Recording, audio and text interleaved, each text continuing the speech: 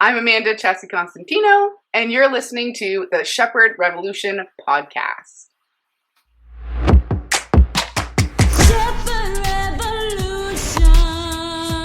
Shepherd Revolution podcast. I'm so excited that we're continuing our series, Teaching to Change Lives. I'm so excited. I'm messing up the words. My next guest is a Master Certified Life and Wellness Coach for young adults and teens. She equips them with essential life skills, goal-setting tools, and stress management strategies so they can become more confident, successful, and resilient.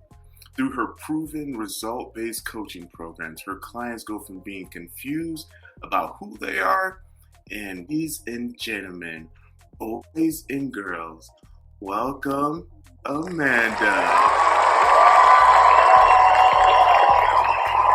So Amanda, please share with us, please share with me, like, what was the journey like becoming a coach, and why did you want to become a life coach? Out of all things, you could have been anything in the world, but you decided to work with people. Why?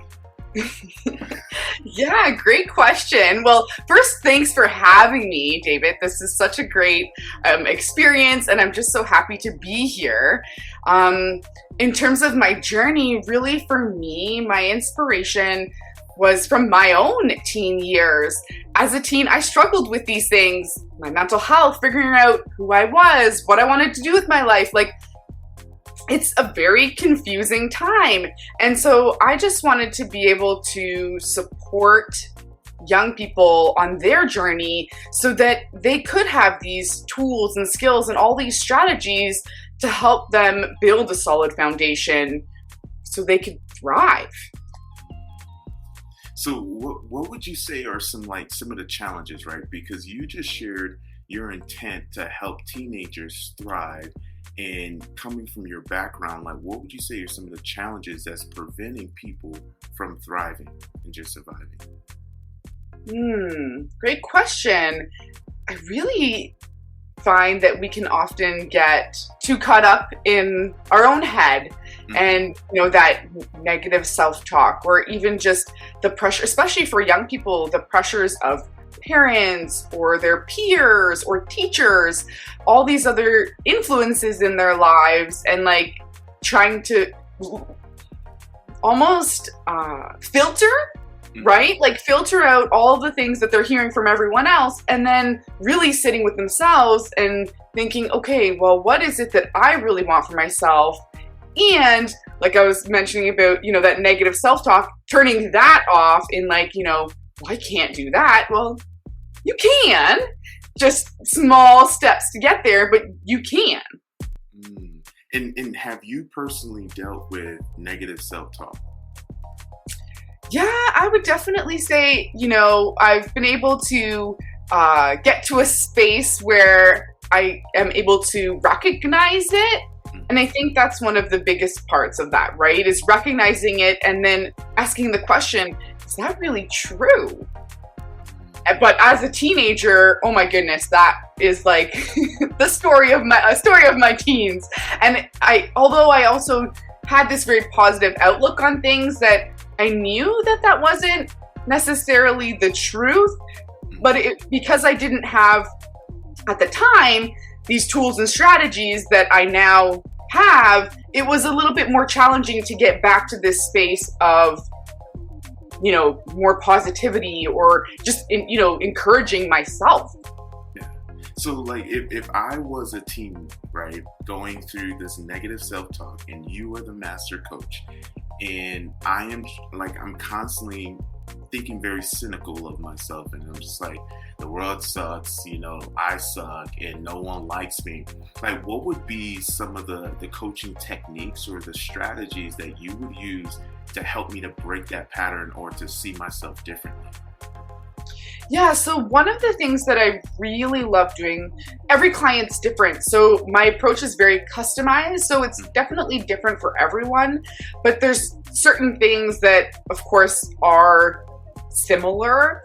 And I feel like when we're able to understand our strengths, then we're able to see the things that we are good at, instead of looking at, oh, I'm not good at that and I'm not good at this.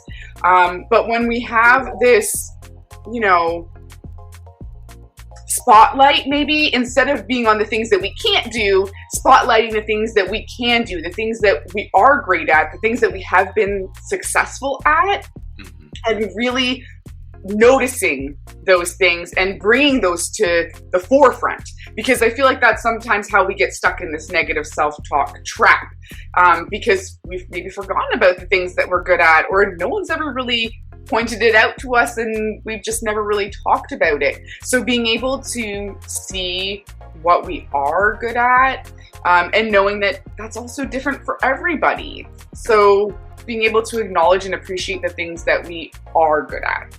Wow. So you're essentially saying, like, teaching to change lives, when we're in that mental trap of patterns of thinking negatively, to start focusing on what we're stronger at, and then that would help us get out of that negative block. Is that what you're saying?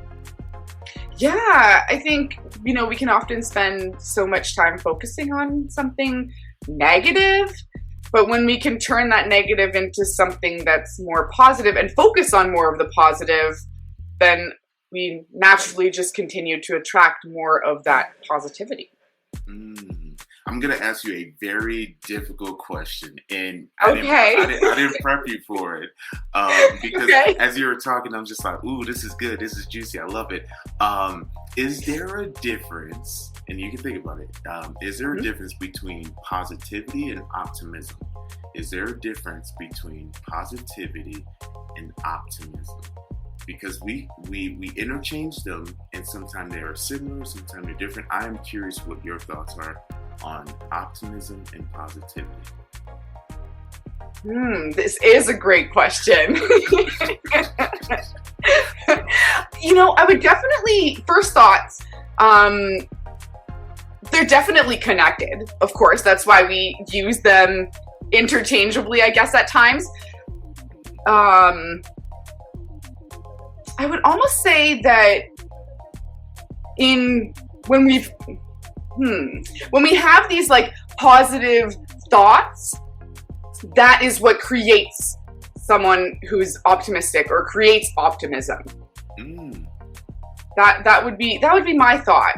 That the more positivity that we have in our lives, then the more optimistic we become, or the more even just positive thoughts we have. It doesn't necessarily have to be because we're paying attention to more of the positive. Then I think that in turn we become more optimistic. What do you think? I love that. And as you're talking, it is very similar. So positivity, as you're talking about, is the habitual habits that we're constantly doing. We're focused.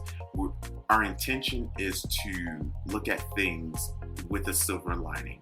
And the more consistently we do those things, we become optimistic, because that becomes our identity. So we are that optimistic person. Like, so-and-so is Amanda's so optimistic, because Amanda has consistently focused on the things that are good versus everything that is negative.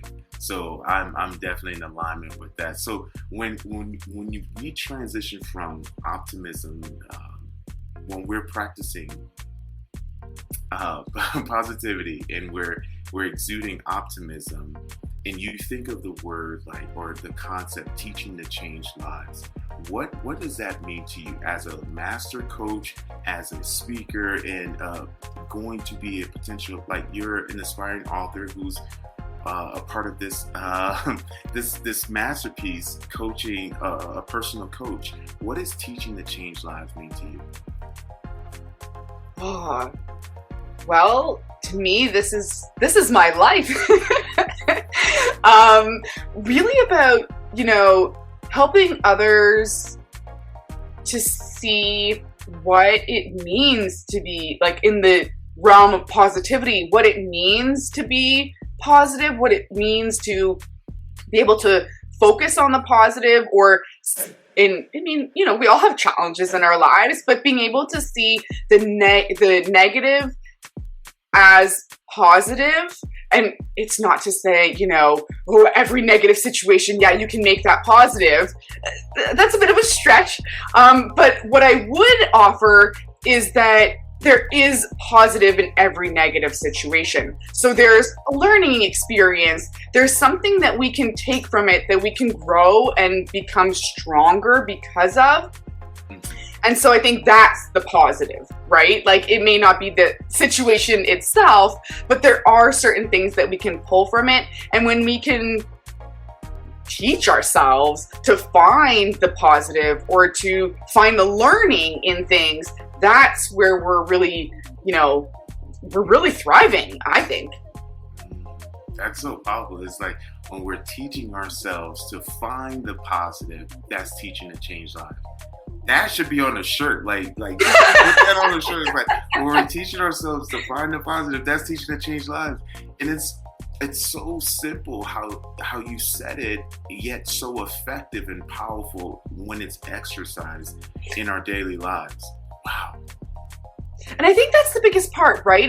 We can talk about all the lovely rainbows and flowers and sunshine, right? Like, it's great to think positive thoughts, but the action is where I think there's that disconnect, right? And I think going back to that, when you're saying about the positivity and the optimism, that's somewhat of the disconnect between positivity and being optimistic.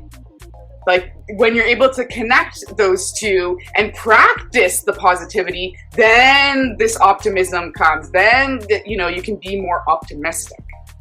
So with that in mind, so is positivity negating the fact that there's negative things, or is still identifying negative things and still proceeding with an optimistic point of view? Well, I would say, I think there's a bit of both, because as humans, right? We have to be aware of the fact that there's a full range of what we may quote unquote negative, as opposed to these positive things that happen in our lives. So in being aware that, this might be a little bit of a negative situation here, but again, going back to this, well, what is the positive? What can I learn here? What is, even, if it's something that someone has done to you, it's well, what is the positive intention? Because I do believe there's always a positive intention to things. So acknowledging that, yes, maybe this might be something that's negative, but when we're able to also at the same time appreciate the positive in the negative, then that's where we take it to the next level. Okay. Positive in the negative, to see what is the lesson in all of it. That's powerful. I like that. So Amanda, if people are listening to this podcast and they're just oh my God, I love Amanda, she's so amazing, I love the positivity, I want to be so positive, right? Right? So if people get so excited, I'm glad you got excited, because it would have been really I get excited about positivity, yes. So if they want to get in contact with you, how could they get in contact with you? Where can they find you on the World Wide Web? Yep. So I have a website. It's hellotrueself.com.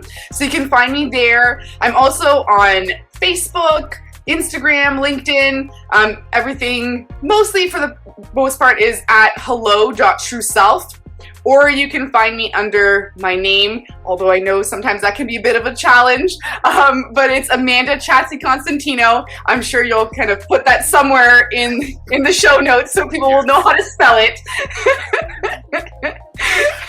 We'll definitely do that, because clearly I didn't say that, and I didn't want to butcher your name for the end of time, because this is internet radio, so it's going to be there forever. They're going to be I remember that time that one host messed up his interviewer's name. I would say it's probably not. You wouldn't be the only one. It's definitely happened before, so don't even worry about it. That is awesome. But thank you so much for being part of this podcast and the series and just sharing your wisdom. Thank you so much, Amanda. Yeah, thanks so much for having me, David. This has been so much fun. Awesome. And thank you all for listening today. I want you to remember something.